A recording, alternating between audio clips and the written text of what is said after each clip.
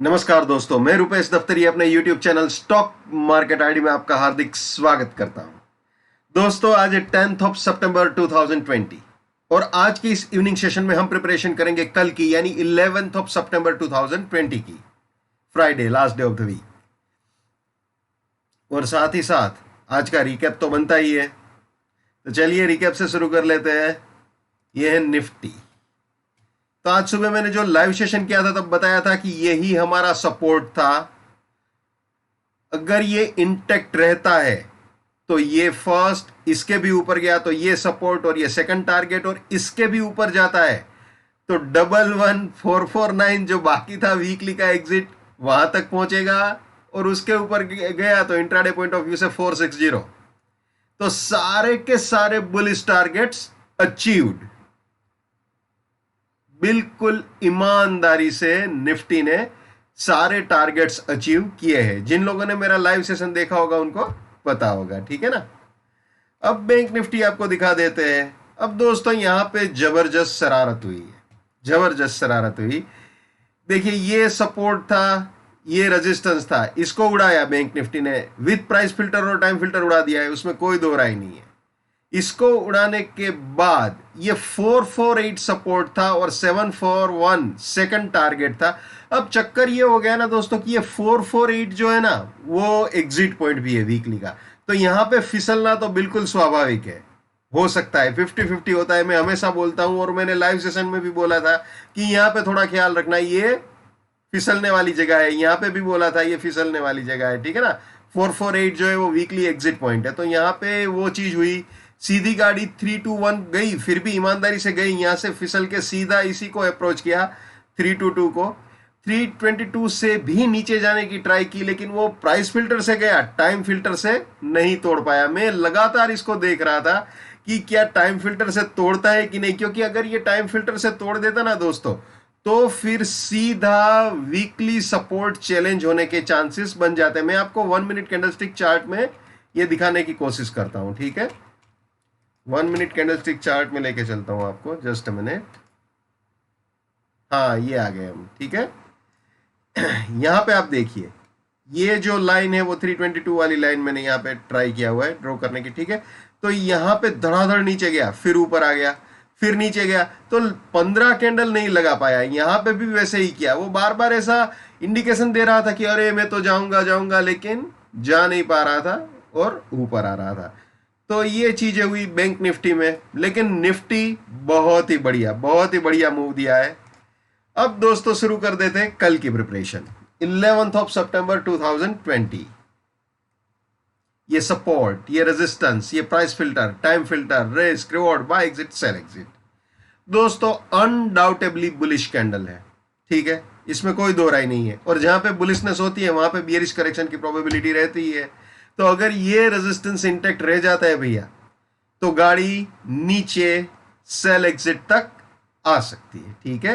Resistance के ऊपर गया तो फिर बुलिश प्रोबेबिलिटी, सपोर्ट के नीचे गया तो बियरिश प्रोबेबिलिटी, ठीक है ना। अब आ जाते हैं बुलिश प्रोबेबिलिटी में।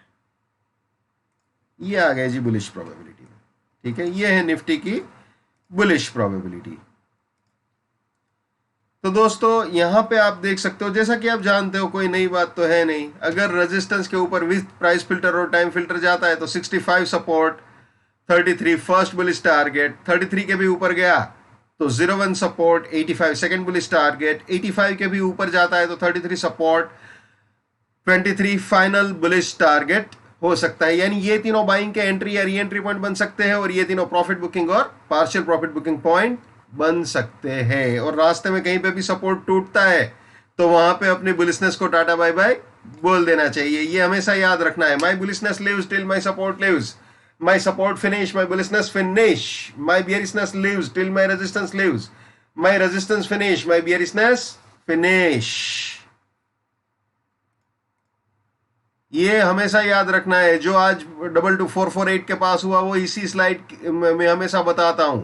Avoid keeping intraday stop loss on or around weekly or monthly buy exit or sell exit. It is not advisable to keep buy oblique sell exit as stop loss. यानी कि अगर intraday के किसी level पे weekly या monthly का bye exit या cell exit project हो रहा है तो वहां पे स्टॉप लॉस नहीं रखना चाहिए, फिसलने का खतरा होता है भैया। नेवर बाय एट रेजिस्टेंस और buying exit, never sell at support और selling exit. Let's maintain trading discipline, let's do money management, let's do risk management, let's win. दोस्तों मैं अपना टेक्निकल एनालिसिस का नॉलेज चार्जेबल बेसिस पे share करता हूं। 81,000 rupees मेरा फीस है। 7990415253 मेरा मोबाइल नंबर है, ठीक है। चलिए वापस आ जाते हैं निफ्टी में। ये बुलिश प्रोबेबिलिटी आपने देख ली, अब देख लेते हैं बियरिश प्रोबेबिलिटी भाई। ये है बियरिश प्रोबेबिलिटी। 397 के नीचे जाता है विद प्राइस फिल्टर और time filter. 33 resistance, 64 first bearish target. 64 के भी नीचे गया तो 397 रेजिस्टेंस, 312 सेकंड बियरिश टारगेट। इसके भी नीचे गया तो 64 रेजिस्टेंस, 275 फाइनल बियरिश टारगेट हो सकता है।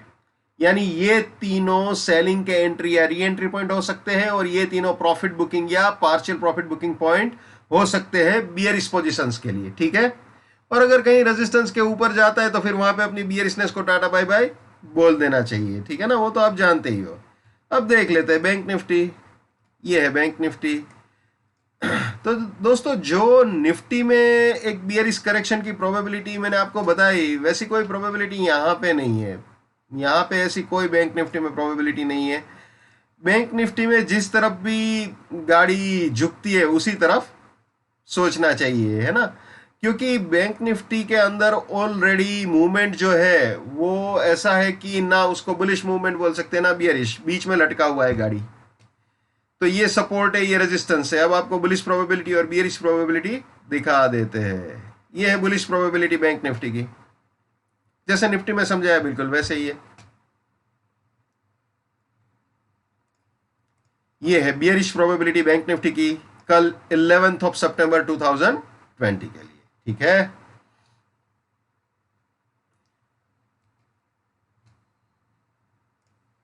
तो दोस्तों ये थे निफ्टी और बैंक निफ्टी कल, यानी 11 सितंबर 2020 के लिए। एक और चीज बताऊं दोस्तों, हमारे यहां राजकोट में कोरोना की हालत ऐसी हुई है कि स्मशान गृह में भी वेटिंग चल रहा है। तो प्लीज, मैंने देखा कल इंडिया के केसेस भी बहुत ही ज्यादा थे ऑल ओवर। COVID-19 ORG वाली जो वेबसाइट है जहां पे सारे केसेस दिखते हैं। तो प्लीज आप सब अपने फैमिली मेंबर्स का भी ख्याल रखिए, अपना खुद का भी ख्याल रखिए, क्योंकि सिचुएशन एक्सट्रीम लेवल पे चल रही है। और भी शायद ऐसा बता रहे लोग कि इन्फेक्शन अब बहुत ज्यादा बढ़ रहा है। तो वैसे रिकवर हो जाते हैं, जैसे जय को हुआ था और वो भी रिकवर हो गया, वैसे रिकवरी बहुत बढ़िया हो रही है लोगों की, इसमें कोई दो राय नहीं है। लेकिन इसका मतलब ये नहीं है कि हम केयरलेस रहे। तो प्लीज जितना हो सके उतना ख्याल रखिए अपना और अपने फैमिली मेंबर्स का। एक और चीज बता दूं जो हमेशा बोलता हूं, हर इंसान को अपनी ट्रेडिंग अपने दिमाग से करनी चाहिए, लेकिन मेरा एनालिसिस अगर आपके किसी काम आता है तो वो मेरे लिए बड़े सौभाग्य की बात है। जितना हो सके उतना मेरे इस YouTube चैनल को अपने स्टॉक मार्केट में ट्रेडिंग करने वाले दोस्तों के साथ शेयर कीजिए। अगर उनका नुकसान होने से बचता है या उनका फायदा होता है तो आपको भी पुण्य मिलेगा। So wish you all the best. keep winning, keep earning। जय हिंद, वंदे मातरम, भारत माता की जय। Just keep it up, come on.